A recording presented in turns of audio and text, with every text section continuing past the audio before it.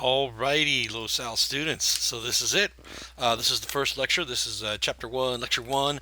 And today we are going to address a couple of issues that will show up soon. The first one is, what is physics?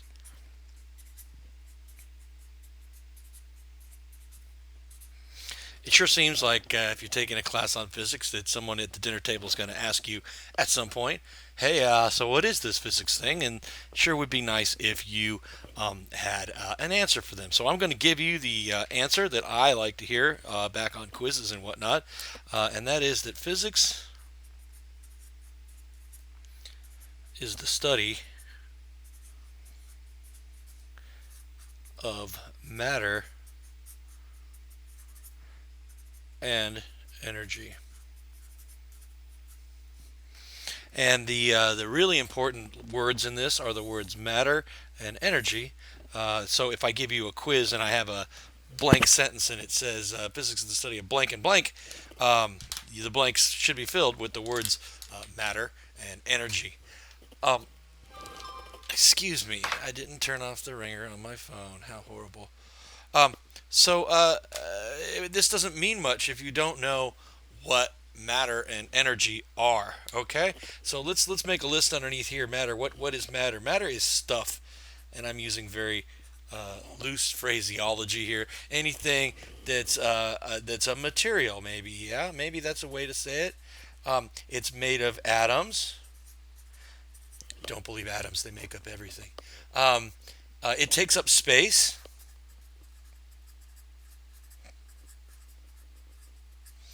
These are all things you could use to describe the concept of matter. And then energy is a little harder to describe. Energy is the ability to do something. It implies an action, and energy is what makes stuff go.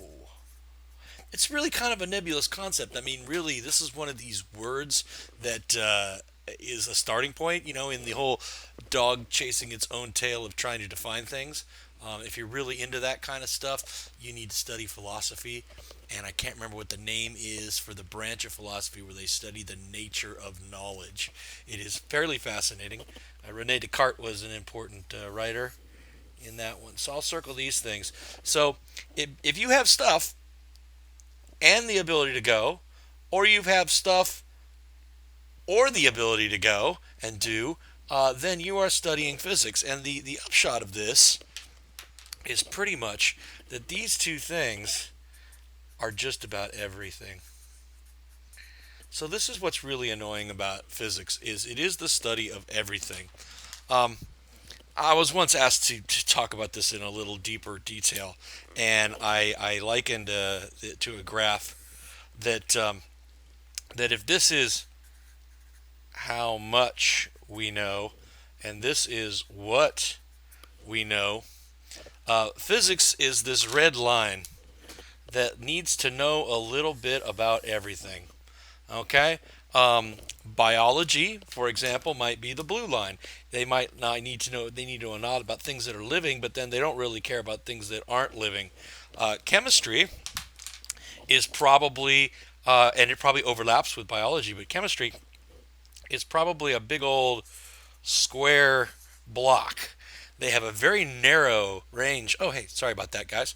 They have a very narrow range of things that they need to know about. In fact, almost all of chemistry is what's going on with electrons, and not only all the electrons, but just the electrons on the outside of the atom, the valence electrons, the ones that bond with other things.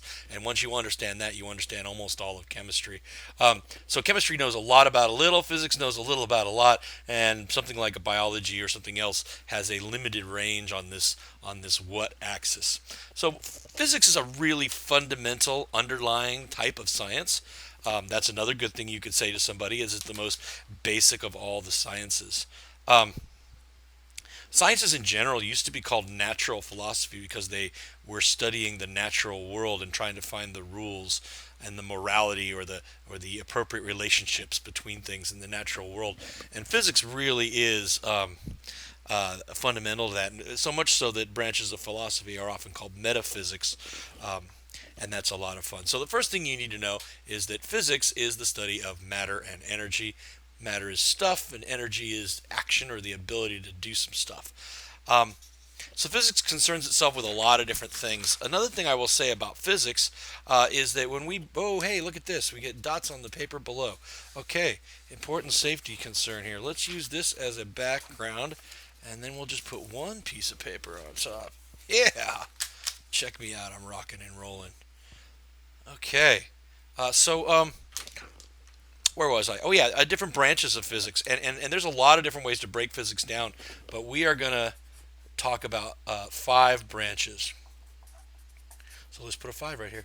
5 branches of physics.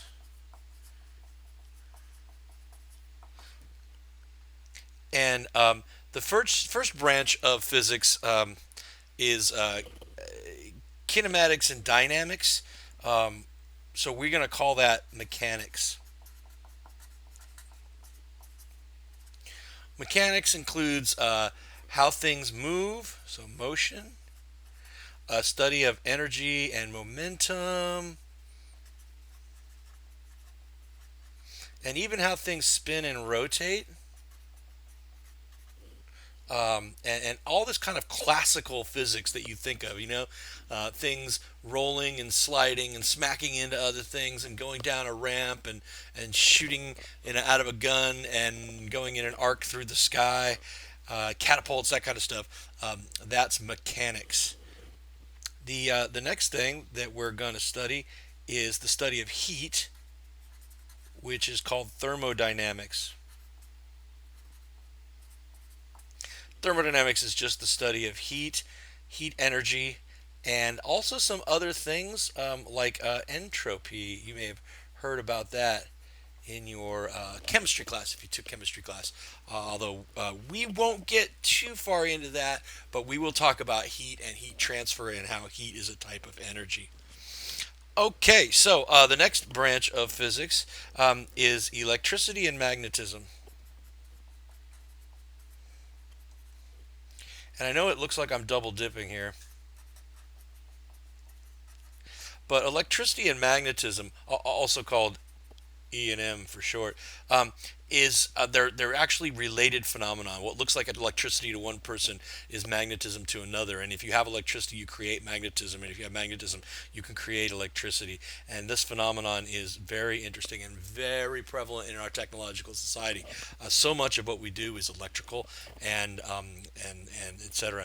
Then the next topic of study is vibrations and waves. And some of these waves are even electromagnetic waves, so there's a crossover between these two. So these are not separate categories like buckets of physics. They are areas of study and they bleed into each other.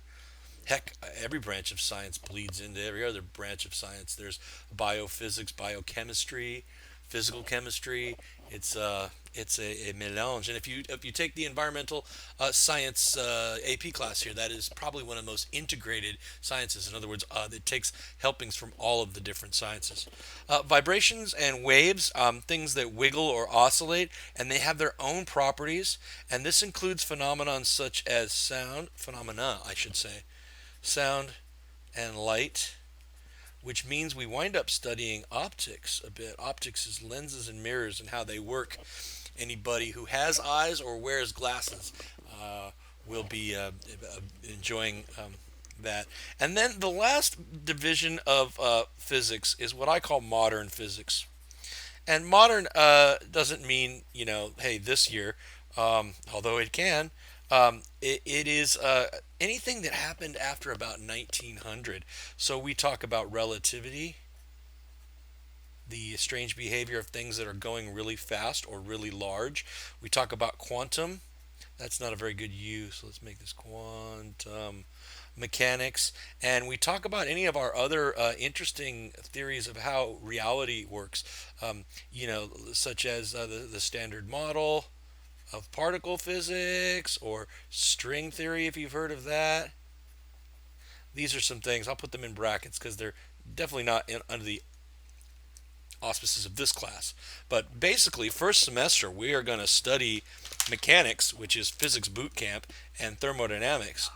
And then, second semester, we're going to hit electricity and magnetism, vibrations and waves.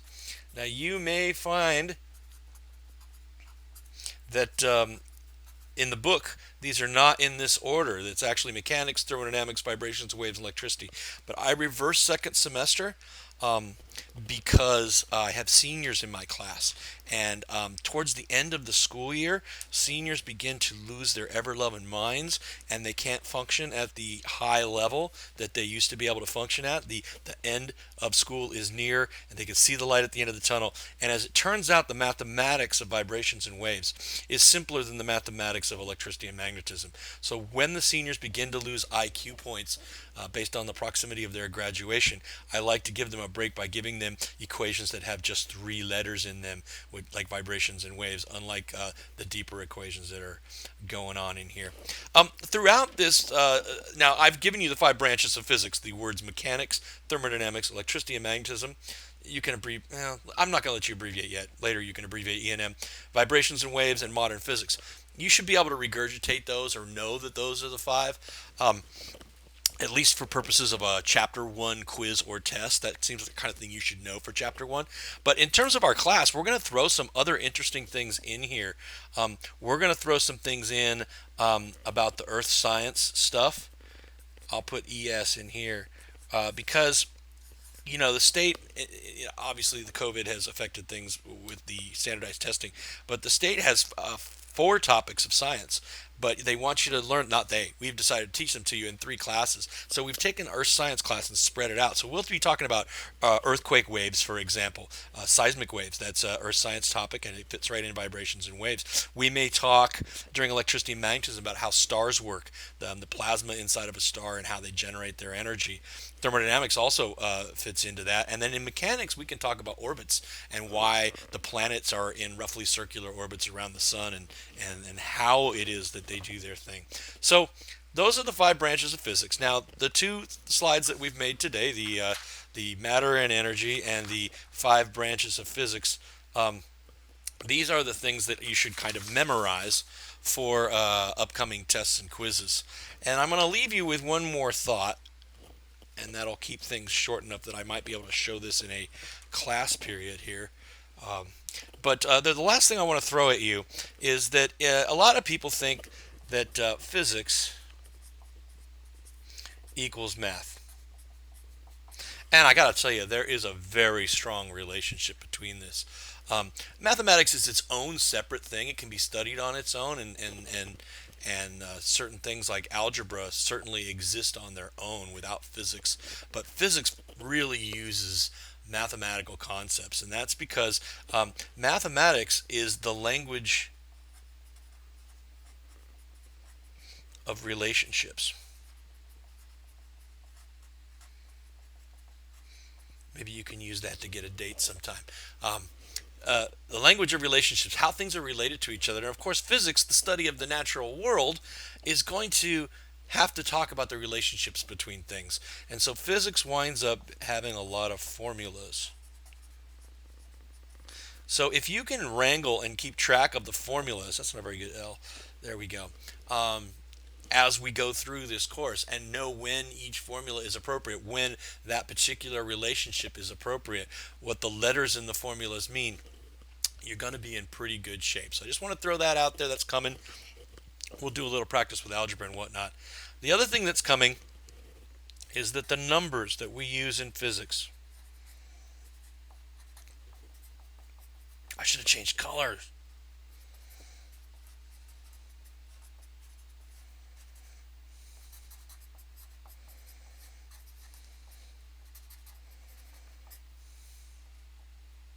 This is an important statement. I'll put an asterisk next to it. I'm going to put a red box around it. It's a very important concept here. Ooh, my red pen. Either I need to slow down or I need a new red pen. Okay, the numbers in physics come from measurement. That's really important. When you get a math textbook out and they teach you a formula, then they give you some problems, they just make up some numbers to put into the formulas, and you practice with the numbers. But in physics, the formulas represent actual relationships between things. And then you need to go out and measure those things. And when you measure those things, there are two important things that are an upshot of that, and that is number one, that your measurements will have a system of units.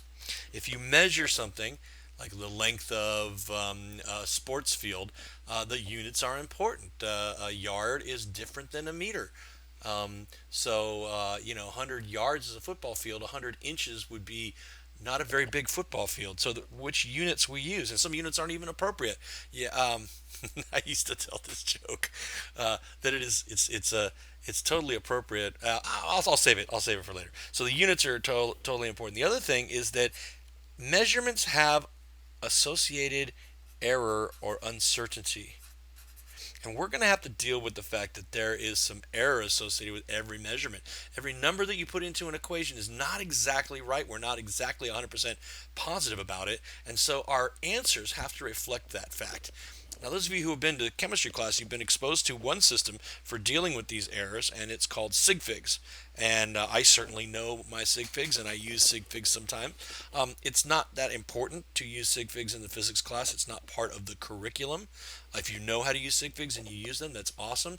But knowing not to be ridiculous with your error is important. In reality, sig figs is not how practicing scientists handle error. They do their experiments and make their measurements, and they have a separate error analysis section of their report that says, now this is what our error is for each measurement, and this is how much that measurement affected the outcome, and so this is how confident we are in our outcome.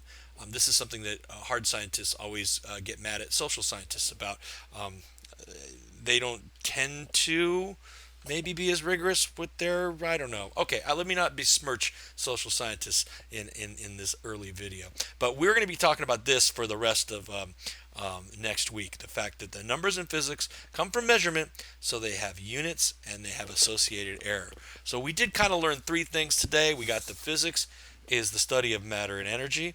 We got the 5 branches of physics, and then we have that the numbers in physics come from measurement, and that has ramifications. All right, under 20 minutes on this video. I'll post this to YouTube, and I'm probably going to show it in class just to introduce things.